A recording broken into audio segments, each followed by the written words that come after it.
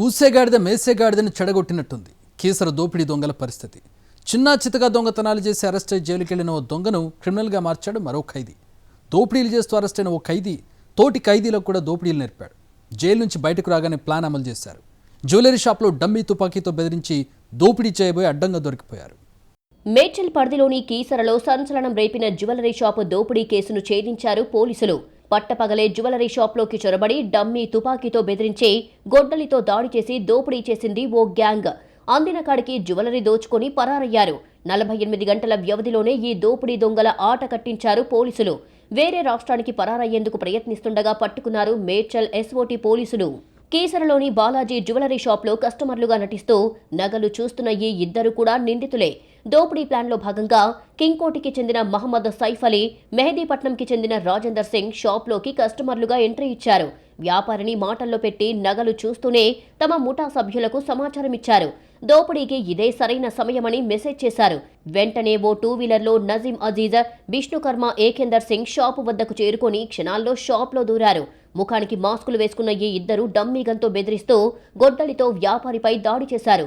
కస్టమర్లుగా నటిస్తున్న ఇద్దరు తమకేం తెలియనట్లుగా షాప్లో నుంచి వెళ్లిపోయారు.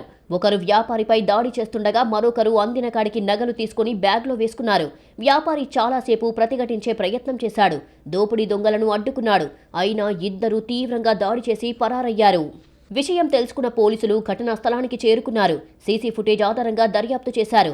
దోపిడీ తర్వాత నిందితులు నలుగురు మెహదీపట్నంకి చేరుకున్నారు. స్నేహితుడు రతన్ సింగ్ బహదూర్ వీళ్లకు షెల్టర్ ఇచ్చాడు. దోచుకొచ్చిన నగలు 5గురు కలిసి పంచుకున్నారు. ప్రధాన నిందితులు నజీం, విష్ణుకర్మ ఇద్దరు పారిపోయే ప్రయత్నం చేస్తుండగా అప్పటికే ట్రాక్ చేసిన మేడ్చల్ ఎస్ఓటీ పోలీసులు పట్టుకున్నారు.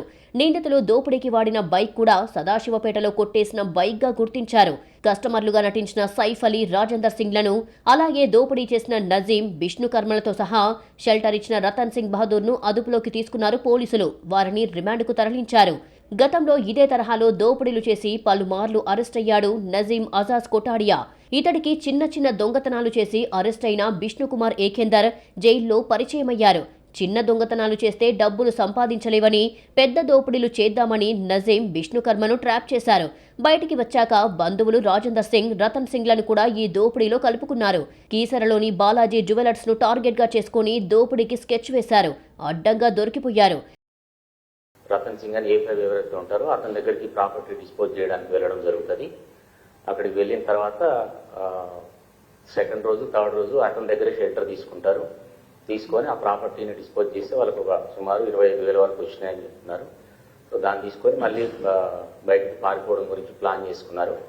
దీనికి సంబంధించిన ఇన్ఫర్మేషన్ అంతా కూడా మనకు రావడంతో నిన్న సాయంత్రం వాళ్ళు పారిపోతున్న క్రమంలో SOT team Yacharam police station లిమిట్స్లో వాళ్ళని పట్టుకోవడం జరిగింది.